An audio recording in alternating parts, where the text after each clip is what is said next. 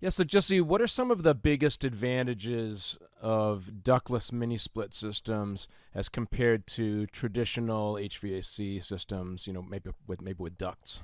I'd say one major advantage is that, if you have multiple mini split indoor units in the house, you have individual temperature control of each one. Whereas typically a central AC system or a ducted system, you're looking at one, possibly two thermostats controlling that whole system. So I would say that's one advantage. If you're not in a room, you can shut that unit off, shed that load, and just focus on the rooms you are occupying at that time. Right. So maybe if you're like working from home or something like that, you can have like just your office being heated or cooled and have the rest of the house not on, and that's going to save you money because you're not heating or cooling the entire house when you don't necessarily need that. Absolutely. And say you have second floor bedrooms, you have first floor living space, living room, kitchen, dining. You go to sleep at night up to your bedroom. You can shut the first floor off entirely, something like that. When now you're shedding like half your load of your house and just focusing on the bedrooms where you're at for the night. What are some of the other advantages? Other advantages would be if you had a house that's got it's got a finished basement, first floor, second floor, and even a third floor finish attic space or something. Really, when you have no room to run that ductwork, ductless can come in handy. You can install those units, no ductwork needed. It just makes for a little bit of an easier installation instead of running cutting open walls and ceilings to run that ductwork throughout the space. And so, kind of along those lines, will ductless heating and cooling work for any type of house, or are there types of houses where maybe it doesn't work so well? I'd like to say we could make anything work in any type of house, but obviously, some houses are easier than others. But I would say if you have a spot outside for an outside condenser, that's a big thing. We need some exterior real estate to actually put an outside condenser. Um, we can, usually we can get pretty creative and make most any application work. Where it gets really difficult is, if you don't have any exterior walls, if you're in a brownstone in Boston or in a townhouse or something, and you have a unit to the left of you, a unit to the right of you, if you're say on the first floor of a multi-story building, a unit above, then it gets really tricky where we just have it's difficult to run the piping and whatnot, but we always do our best to try to figure out something. I'd like to say yes, we can make it work in almost every application. But you'd say in like most typical homes that people would have, and it's certainly outside of the city, most homes would be able to have a ductless system. Oh, absolutely, yeah, absolutely. Single family homes, without a doubt. Multifamily homes that have any sort of exterior wall. Yeah, most all those homes. How does sizing work for ductless systems? Like how many outdoor units and indoor units do I typically need? Does it just go by, square footage, or are there other, factors involved in determining what size system I need? Well, so for sizing, there's always the manual J, which is a load calculation for the home. It's basically a calculation we perform that is going to tell you specifically how much cooling, how much heating you need for that space.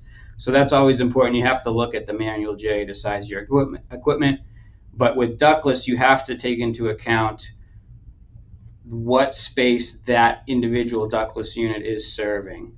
So if you have a primary bedroom on the second floor, you're only going to put an indoor unit in that primary bedroom. It's very important that you size that unit for not the entire load, but just for that one room individually.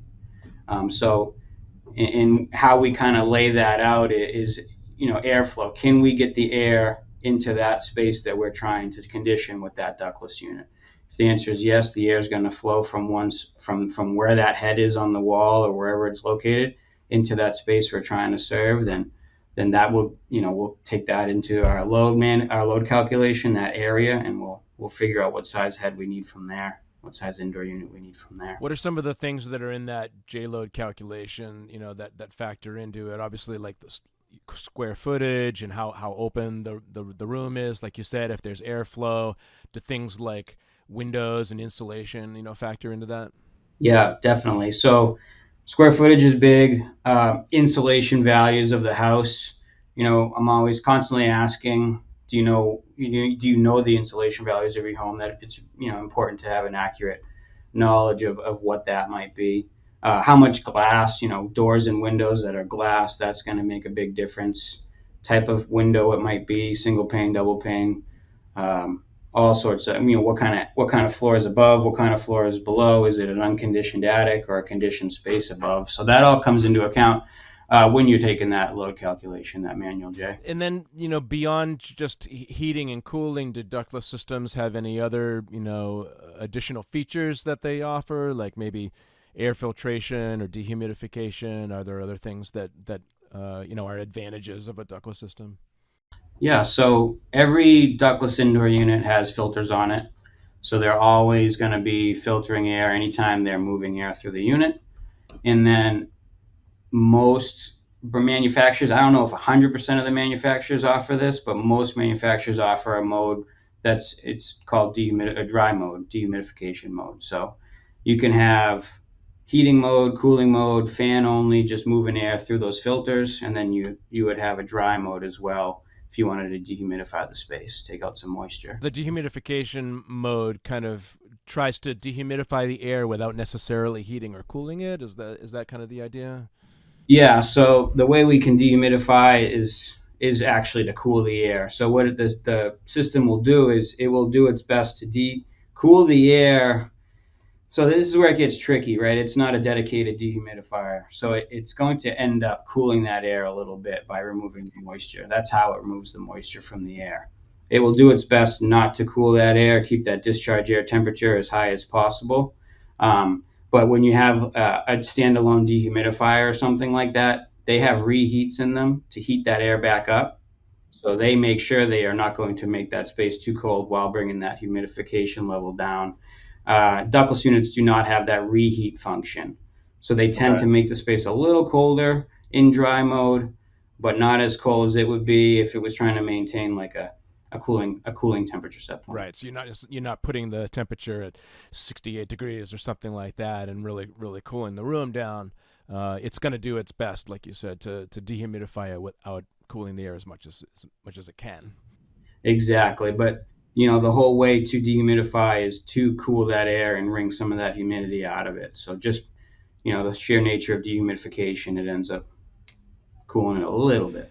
What's the when you're looking at in term going back to the sizing of the systems? I know that you have you can just have like one outdoor unit with one indoor unit, but I think you can also have systems where the outdoor unit can power multiple indoor units, and then you have even other systems like cassette systems that go in the ceilings, and then you have some ducted type of systems where you have an air handler in the basement or in the attic, and then you just have a little vent, in the ceiling or the floor. How do you kind of determine, like, well, what are the different types of units that I might need for this house? So there's a lot of different types, and there are single zone systems, like you said, where you have one compressor outside or condenser outside to one indoor head. And there are multi zones manufacturers that we offer. You can have up to 8 indoor units on one outdoor condenser. And then within that indoor unit realm, there's a bunch of different kinds, like you were just stating: ceiling cassettes, wall mounts, high wall mount, low wall mount, ducted units, all that. Basically, how we would go out and design a system and determine what was best for the space. It all has to do with, obviously, what's the customer prefer. Do they want to see the units on the wall? Do they want a sleeker look where the unit is hidden in the attic and just have a vent coming through? So it's, all has to do with, obviously, customer preference, but a lot of it also is application. What's going to work for us, right?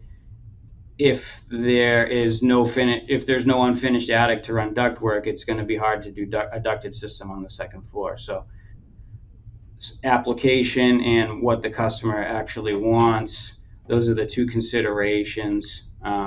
When you're doing maybe a high wall ductless unit, do we have 31 and a half inches of width, on the wall to put a unit? If not, okay, then we might have to go to something that's recessed in the ceiling or something that's low on the wall, looks like a radiator.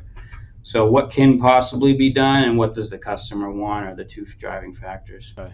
And then finally, what about maintenance on ductless systems? What maintenance is required, and how often should it be done? So I would say the maintenance is, it all depends on how you're using the system. If you have a ductless system and you use it just for air conditioning, then I would say a once a year annual maintenance is good for you. Maybe in the springtime before you fire up that AC. If you're using them for heating and cooling, both seasons, heating and cooling season, I would say twice a year maintenance, maybe one in the spring, one in the fall, basically before you're gearing up for that heating or cooling season. So, or if you're just using it for heat, we have customers might not use the AC much at all, a couple weeks out of the year, so that you could probably take that down to one annual maintenance before they